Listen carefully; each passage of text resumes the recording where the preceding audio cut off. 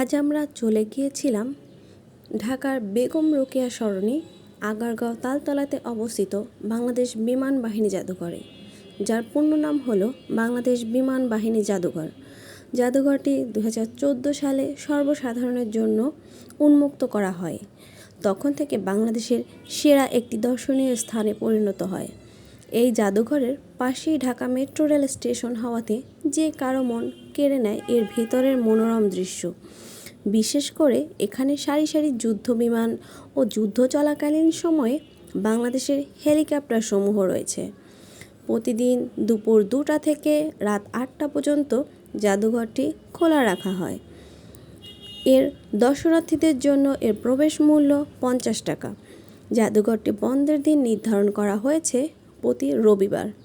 এখানে বেশ কয়েকটি বিমান রাইডস রয়েছে, যেখানে নির্দিষ্ট ফি জমা দিয়ে সকলকে উঠতে হয়।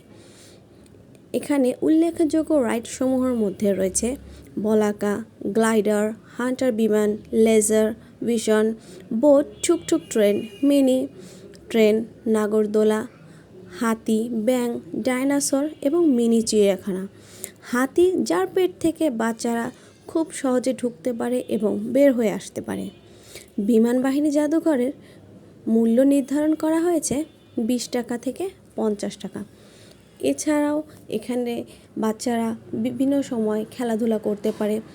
অনেক বড় একটি এলাকা জুড়ে এটি রয়েছে। এছাড়াও বাচ্চাদের খেলার জন্য ছোট ছোট প্লেন, ট্রেন, বাস এবং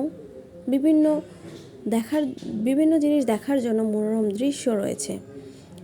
সবাই ভালো থাকবে, সুস্থ থাকবে এবং ভিডিওটি ভালো লাগলে অবশ্যই একটা লাইক করবে।